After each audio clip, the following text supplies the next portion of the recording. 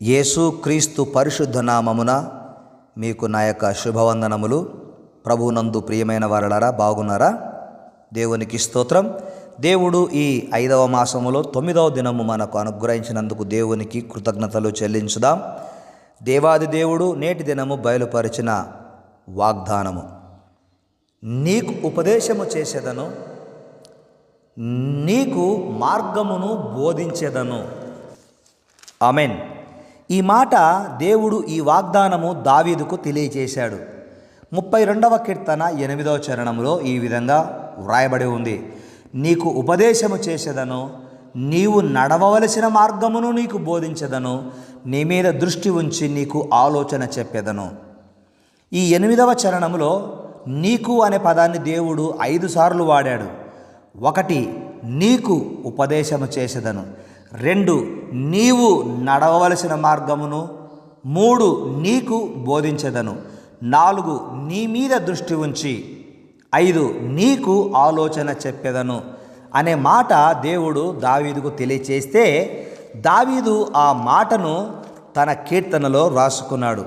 ప్రభువునందు ప్రియమైనటువంటి కుమారుడా, కుమార్తె, కొన్ని సందర్భాలలో మనము మన సొంత ఆలోచన ప్రకారము కానీ ఇతరులు చెప్పిన ఆలోచన ప్రకారము కానీ మనము మార్గాలను ఏర్పాటు చేసుకొని ఆ మార్గంలో మనం వెళ్తూ ఉంటాం. అయితే మనం ఏర్పాటు చేసుకున్న మార్గాలలో వెళితే ప్రమాదాలు ఉంటాయి, ప్రతికూల పరిస్థితులు ఎదురవుతూ ఉంటాయి. మనం ఏమనుకొని బయలుదేరతామో అవి జరగకుండా ఉంటాయి. కానీ దేవుడు ఉపదేశించిన మార్గములో మనం వెళితే అది మనకెంత క్షేమకరమో జ్ఞాపకం చేసుకోవాలి.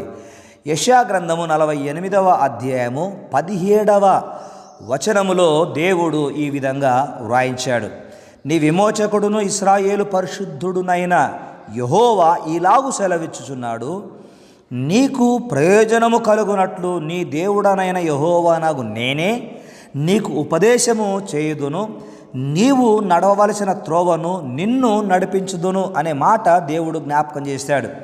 ఈ 17వ వచనములో దేవుడు 2 విషయాలు జ్ఞాపకం చేశాడు. 1 దేవుని ఉపదేశము తన ప్రజలకు ప్రయోజనము అన్నాడు. దేవుని ఉపదేశము తన ప్రజలకు ప్రయోజనము, అంతేకాదు 2వది దేవుని నడిపింపు నీకు సమృద్ధిని కలగజేస్తోంది. దేవుని నడిపింపు నీకు సమృద్ధిని కలగజేస్తోంది. ప్రభువునందు అత్యంత ప్రియమైన కుమారుడా, కుమార్తె, ఈరోజు దేవుని ఉపదేశములో నుండి ఆయన బయలుపరిచిన మార్గములో నీకు ఈ దీవెనలు ఉన్నాయి, నీకు ప్రయోజనం ఉంది, నీకు సమృద్ధి ఉంది. గనుక పాప క్షమాపణ పొందిన నీకు దేవుని నడిపింపు ఎంతో అవసరమై ఉందని, ఆ దేవుని అవసరతను బట్టి దేవునిపైన ఆధారపడిన నీకు ఈ వాగ్దానము నేటి దినము దేవుడు బయలుపరిచాడు.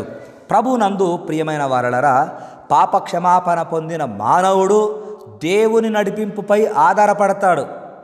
దేవుని ఉపదేశముల కొరకు, ఆయన మార్గముల కొరకు కనిపెట్టుకొని ఉంటాడు. ఒక్క మాట గమనించండి, గుర్రము దూకుడు గలది, కంచరగాడిద కదలలేనిది. కానీ పాప క్షమాపణ పొందిన మానవుడు అలా ఉండకుండా దేవుడు ఎటు నడిపిస్తే అటు పయనించడానికి తన జీవితం అంతటినీ దేవుని చేతులకు అప్పగించుకొని తన్ను తాను దేవుని చిత్తానికి లోబరుచుకుంటాడు.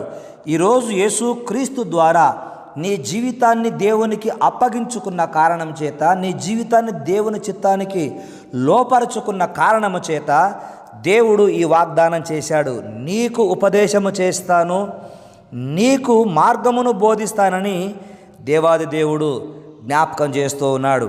ప్రభువునందు ప్రియమైనటువంటి వారలారా, పాప క్షమాపణ పొందిన మానవుడు దేవుని నడిపింపుపై ఆధారపడినప్పుడు, దేవుని ఉపదేశమును ఆధారం చేసుకున్నప్పుడు జరిగే కార్యాలు 3 ఉన్నాయి. దేవుడు నీకు ఉపదేశము చేస్తే జరిగే కార్యాలు 3. 1 నీవు సంతోషిస్తావు. 19వ కీర్తనలో 8వ చరణమందు ఈ మాట రాయబడి ఉంది, యెహోవా ఉపదేశములు నిర్దోషమైనవి, అవి హృదయమును సంతోషపరుచును. దేవుని ఉపదేశము ఒకటి నీకు సంతోషము కలగచేస్తోంది. సంతోషము కలగజేస్తుంది. నీవు సంతోషిస్తావు దేవుని ఉపదేశమందు, దేవుని మార్గమందు. రెండవది, సత్యమును అనుసరిస్తావు. దేవుడు ఉపదేశించినప్పుడు, దేవుని మార్గము నీకు బయలుపరచబడినప్పుడు నీవు సంతోషిస్తావు. 25వ కీర్తన 5వ చరణంలో, నన్ను నీ సత్యమును అనుసరింప చేసి నాకు ఉపదేశము చేయుము, నీవే నా రక్షణకర్తవైన దేవుడవు, దినమెల్లా నీ కొరకు కనిపెట్టుచున్నాను అంటాడు. కనుక దేవుని ఉపదేశము రెండవది నిన్ను సత్యములోకి నడిపిస్తుంది, సత్యమును అనుసరించే విధంగా చేస్తుంది. దేవుడు నీకు ఉపదేశము చేస్తే జరిగే కార్యాలు: 1 సంతోషిస్తావు, 2 సత్యమును అనుసరిస్తావు, 3 నీవు సంరక్షించబడతావు. నీవు సంరక్షింపబడతావు. సామెతల గ్రంథము 1వ అధ్యాయము 33వ వాక్యములో ఈ మాట వ్రాయబడి ఉంది. నా ఉపదేశమును అంగీకరించువాడు సురక్షితముగా నివసించును. అంటే భయము లేకుండా నెమ్మదిగా జీవిస్తాడు.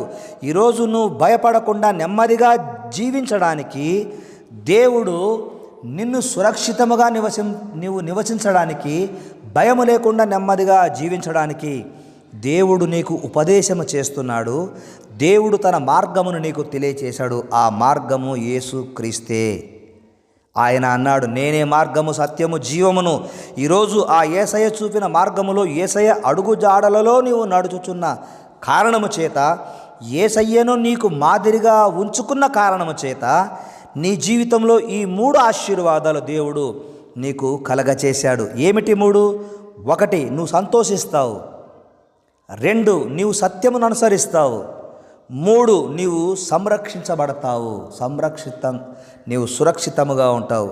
కనుక దేవుడు ఇట్టి కృపను నీకు అనుగ్రహించినందుకు దేవునికి కృతజ్ఞతలు చెల్లిస్తూ ప్రార్థన చేసుకుందాం. దయగల మా తండ్రి, నేటి దినం ఇచ్చిన వాగ్దానముకై నీకు స్తోత్రాలు చెల్లిస్తున్నాను. నీకు ఉపదేశము చేస్తాను, నీకు మార్గమును బోధిస్తానని మీరు జ్ఞాపకం చేసిన విధానాన్ని బట్టి కృతజ్ఞతలు చెల్లిస్తూ, ఈ వాగ్దానమును నమ్మిన మా ప్రియబిడ్డల జీవితాలలో సంతోషము, సత్యము, సంరక్షణ వారి జీవితకాలమంతా వారికి తోడై ఉండునుగా కానీ ప్రార్థిస్తూ, వారి ప్రతి అవసరతలు క్రీస్తు యేసు మహిమైశ్వర్యములో నుండి తీర్చుమని, ఈ వాగ్దానం నెరవేర్చుమని యేసు నామమున ప్రార్థిస్తున్నాను తండ్రి. ఆమెన్. తండ్రి, కుమార, పరిశుద్ధాత్మని సహాయము సన్నిధి సదా నీకు తోడై ఉండునుగాక. ఆమెన్. God bless you.